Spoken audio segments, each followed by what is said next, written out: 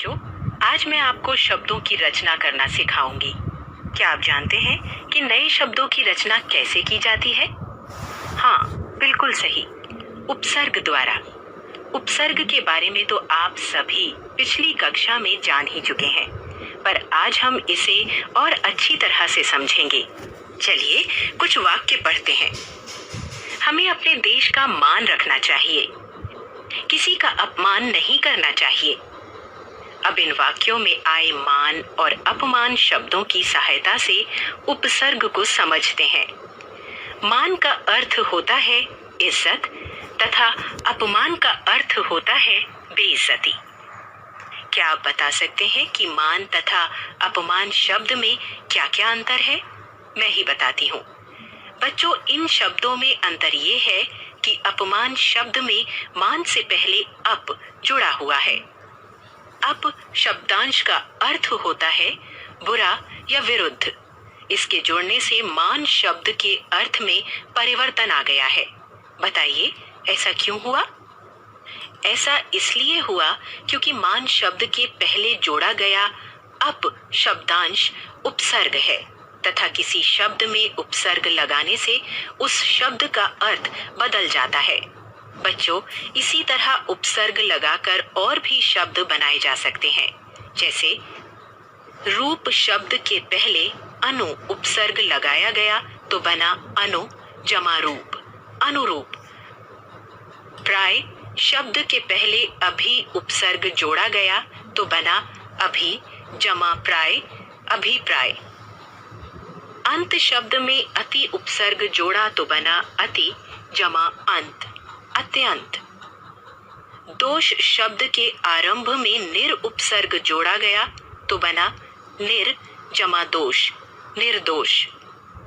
बच्चों, एक बात याद रखिए कि सभी उपसर्गों का अर्थ होता है, पर ये स्वतंत्र रूप से प्रयोग नहीं किए जाते, बल्कि किसी शब्द में जुड़कर नए शब्दों की रचना करते हैं। तो बच्चों, इस प्रकार जो शब्दांश किसी शब्द के आरंभ में जुड़कर उनके अर्थ में परिवर्तन ला देते हैं, वे उपसर्ग कहलाते हैं।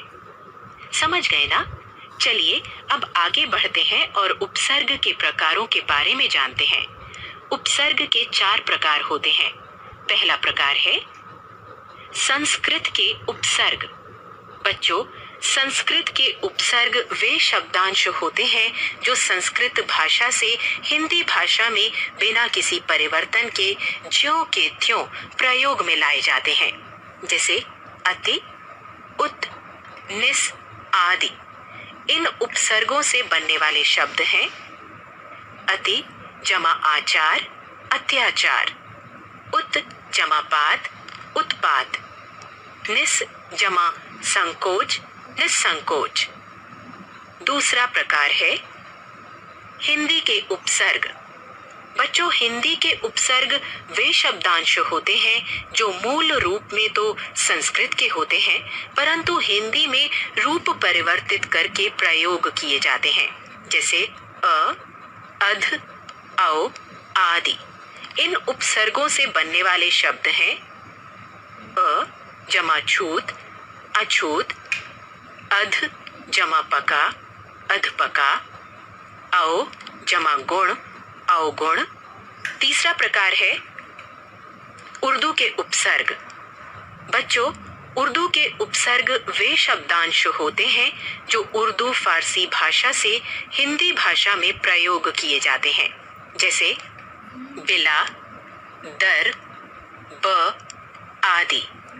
इन उपसर्गों से बनने वाले शब्द हैं बिला जमा वजह, बिला वजह। दर जमा असल, दरअसल। ब जमा गैर, बगैर। तथा चौथा प्रकार है उपसर्ग रूप में प्रयोग किए जाने वाले संस्कृत के अव्यय।